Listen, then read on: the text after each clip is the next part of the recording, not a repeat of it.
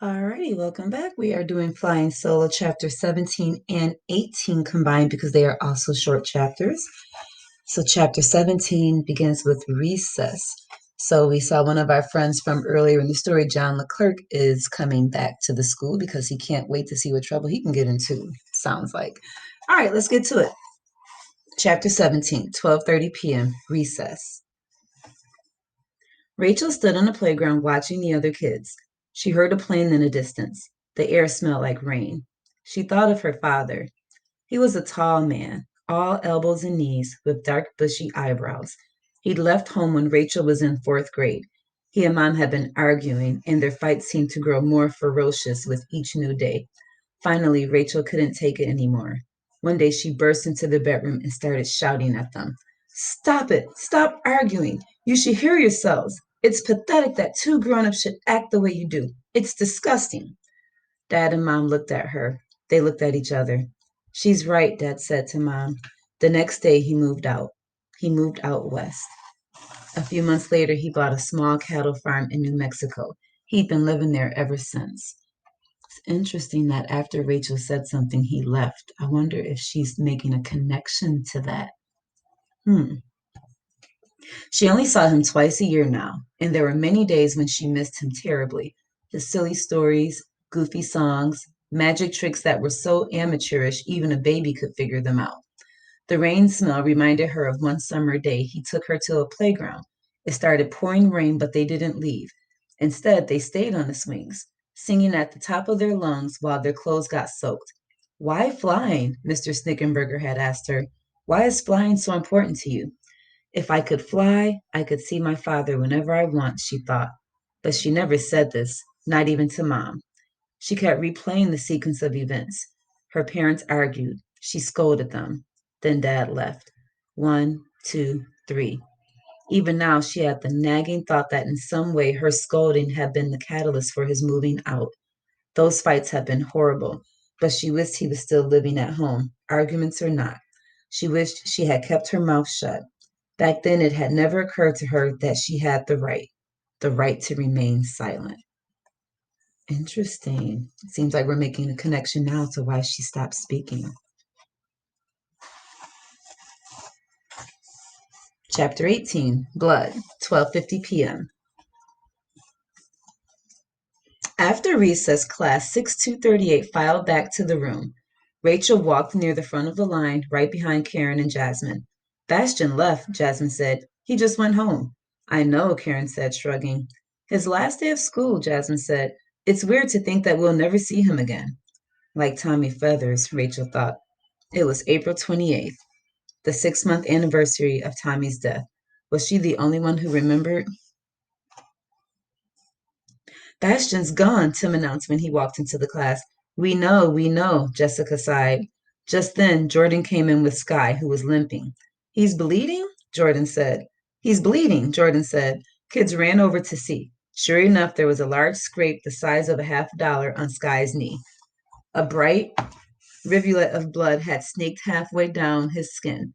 He moved stiffly to his desk and sat down, wincing. It's all right, he said. Does it hurt? Karen asked. Sky nodded and bit his lower lip. Sorry about that pass, Jordan said. Guess I shouldn't have thrown it so low. It's not your fault, Sky grimaced. That's pretty ugly, Karen said. You better go down to the nurse. It's okay, really, Sky said. He can't go to the nurse, Tim said. Why not? Jasmine demanded. Because he needs a pass, Tim told her. Who's going to sign it? Mr. Fab? Our invisible sub? Huh? Are you going to sign it? Karen said. You should just go to her office, Jasmine told Sky. What's the nurse going to say? You can't come in, go bleed somewhere else? That's what she told me last week, Corey said. It's a new rule. You can't go to the nurse without a signed pass. You better go, Jessica told Sky. I'll go with you.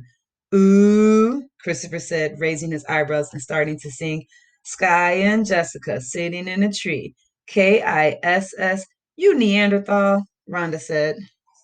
Oops. Opinion, Christopher shouted. Shut up, Jessica pleaded in a whisper. Rachel nudged Missy. When Missy gave her a questioning look, Rachel nodded and nudged her again. Well, it doesn't look that deep, Missy said. I don't think you need stitches or anything. I can probably take care of it. You? Tim asked skeptically. Sure, Missy said. My father's a doctor. I know something about medicine. My father's a heart surgeon, but you don't see me going around cutting up people's hearts, Christopher retorted. He scratched his head. Though actually, that might be kind of fun.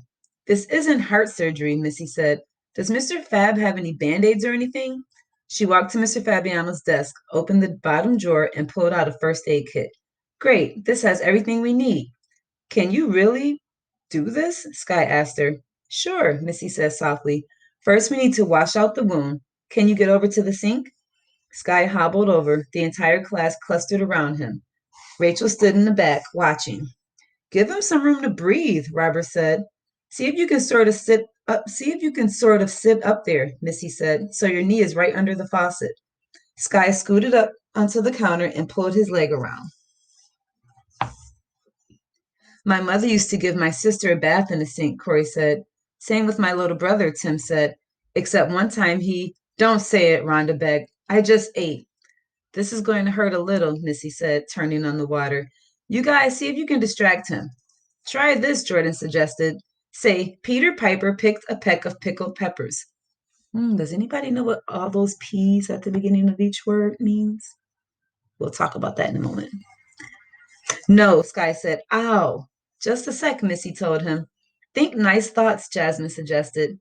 Yeah, think about surfing, Jordan said. Surfing can be pretty dangerous, Sky told them. A friend of mine got hurt bad his first day surfing on a brand new board. Really? He was riding this huge swell and he wiped out, and his board came shooting up and caught him right here. Sky pointed at his solar plexus. Hey, Missy said, you guys are supposed to be distracting him. Ouch, Sky said. Sorry, Missy told him. That stuff's supposed to kill any infectious germs. What happened to your friend? Tim asked. Broke 6 ribs, Sky said. He couldn't even move in the water. Luckily, he was able to on to, oops, uh, hold on to his board and float there till somebody swam out to help him. There, Missy said. Good as new. Well, almost. They all looked at the bandage. Missy had done a nice, neat job. Sky got off the counter and stood testing his knee. Feels pretty good, Sky said. He looked at Missy. Thanks a lot. When you get home, take the bandage off, Missy said. The air will make it heal faster. Not bad, Christopher admitted. You going to be a nurse when you grow up? I want to be a doctor, Missy said shyly. Haven't you heard? Jessica asked him. Women can be doctors too. Fact, Rhonda told Christopher. Our hero, Jasmine said, raising Missy's hand in the air. It's no big deal, Missy said, though she did look pleased. See what I mean? Tim demanded. He whirled around so Corey and Christopher could slap him high five. Kids rule. Who needs the teacher? Who needs the nurse, huh?